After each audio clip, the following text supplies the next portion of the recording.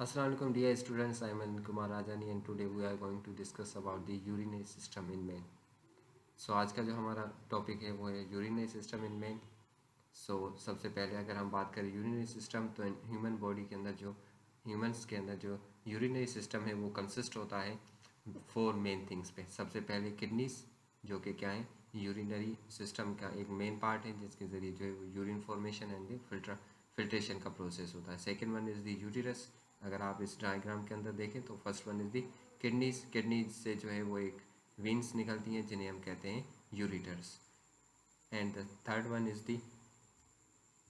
The concave side of the kidneys. Kidney के अंदर जो ये जो कॉन्केव साइड होती है इसे हम कहते हैं hilus. And the last one is the urinary bladder and the last one is urethra. So this is the main components of the urinary system. So urinary system में जो है वो ये मेन चीज़ें हैं जैसे कि kidney, ureter, urinary system and the urethra. So सबसे पहले अगर हम बात करें किडनी की तो स्ट्रक्चर ऑफ किडनी का जो स्ट्रक्चर है वो किस तरीके से. Kidney is enclosed in a membrane called peritoneum membrane. Kidney जो है उसके ऊपर जो है वो रेप्ड होती है, इनक्लोज्ड होती है मेम्ब्रेन से जिसे हम कहते हैं पेरिटोनियम मेम्ब्रेन.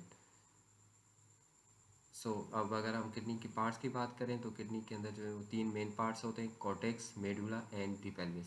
सो सबसे पहले अगर हम कॉर्टेक्स की बात करें, अगर हम किडनी को जो है वो हाफ साइड से अगर हम कट करेंगे तो उसके अंदर हमें 3 जो है वो मेन पार्ट्स मिलेंगे. आउटर मोस्ट पार्ट जिसे हम कहते हैं कॉर्टेक्स जो है वो क्या है आउटर डार्क ब्राउन पोर्शन. अगर हम किडनी का डायग्राम देखें तो यहाँ पर जो हमें डार्क ब्राउन पोर्शन नज़र आ रहा है this is the cortex, the outer part of the kidney.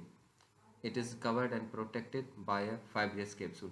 इसके अंदर जो है वो फाइब्रस कैप्सूल होते हैं जो उसे प्रोटेक्ट एंड कवर करते हैं. So second one is the medulla. अगर हम मेडुला की बात करें तो मेडुला जो है वो इनर लाइटर पोर्शन, किडनी का जो इनर लाइटर पोर्शन होता है उसे हम कहते हैं medulla. Contents conical projections called renal pyramids. Kidney contents 12 to 16 pyramids. So अगर डायग्राम की तरफ हम देखें तो आउटर ब्राउन डार्क जो कलर है उसे हम कहते हैं cortex and the inner side. तो मेडुला के अंदर जो है वो क्या होते हैं पेरावेजिस. कॉन्केव साइड जो हमें कॉनिकल जो है हमें प्रोजेक्शन नज़र आती है दिस इज़ दी पिरामिड्स जिन्हें हम कहते हैं रीनल पिरामिड्स. ये जो है एक किडनी के अंदर कॉमनली जो है वो 12 to 16 पिरामिड्स प्रेजेंट होते हैं. उसके बाद जो थर्ड पोर्शन है उसके बाद अगर हम बात करें नेफ्रॉन की, नेफ्रॉन जो है वो क्या होते हैं fundamental unit and the produce urine by osmoregulation. जो किडनीज हैं उनका जो बेसिक फंडामेंटल यूनिट होता है वो होता है नेफ्रॉन. नेफ्रॉन जो है वो मिलकर जो है एक किडनी को कंपोज करते हैं. Third one part is the pelvis, funnel like shape, in large portion of ureter inside the kidney. Kidney के अंदर फनल लाइक स्ट्रक्चर होता है जिसे हम कहते हैं pelvis. So this is the structure of kidney. उसके बाद अगर हम बात करें स्ट्रक्चर ऑफ नेफ्रॉन की जैसे हम पहले बात कर चुके हैं फंक्शनल यूनिट ऑफ किडनी का जो फंक्शनल यूनिट है उसे हम कहते हैं नेफ्रॉन. सो एक किडनी के अंदर जो है वो मोस्टली जो है वो 1 मिलियन से ज़्यादा नेफ्रॉन्स प्रेजेंट होते हैं जो कि क्या है माइक्रोस्कोपिक स्ट्रक्चर है जो कि surrounded by different blood vessels, जो कि क्या है उसके सराउंडिंग में बहुत सारी ब्लड वेसल्स प्रेजेंट होती है. Connects to renal artery and renal vein. ये जो है वो रीनल आर्टरी और रीनल वेन से कनेक्टेड होता है. सो अगर हम अब बात करें नेफ्रॉन के पार्ट्स की तो नेफ्रॉन के अंदर जो पार्ट्स हैं उनसे सबसे पहले आता है Bowman capsule. Second one is the proximal convoluted tubules. Third one is the loop of Henle and fourth one is the convoluted tubules or the distal convoluted tubules.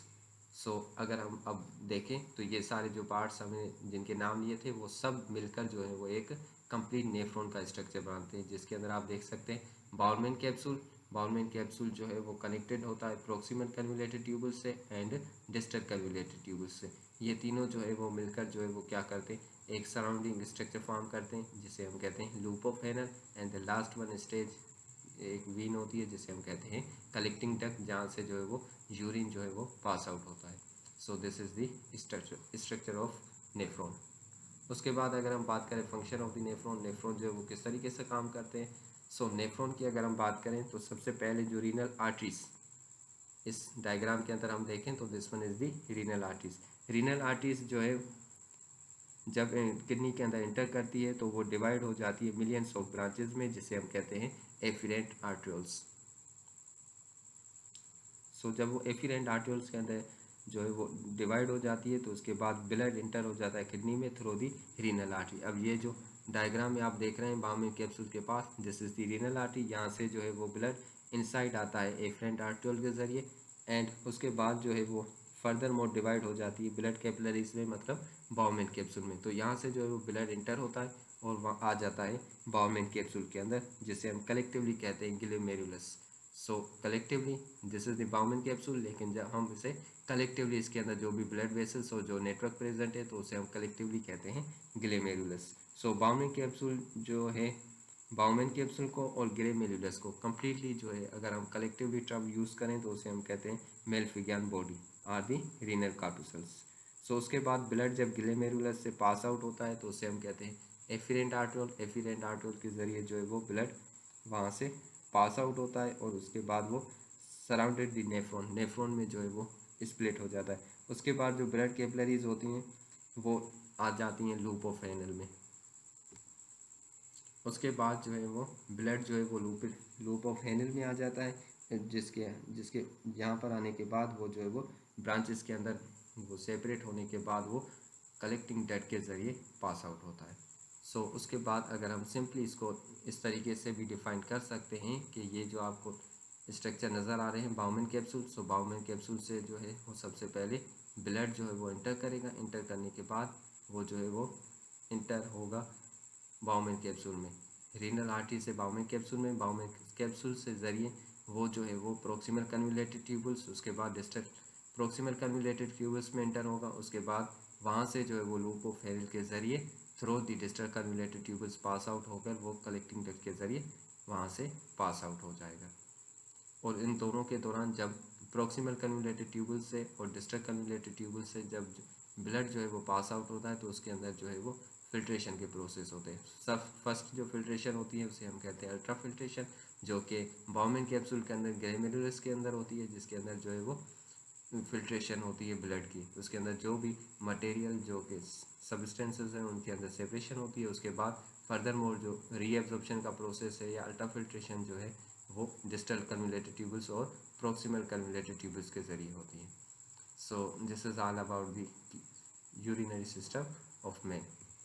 So thank you so much to listen to me carefully. If you have any question or the query, feel free to ask.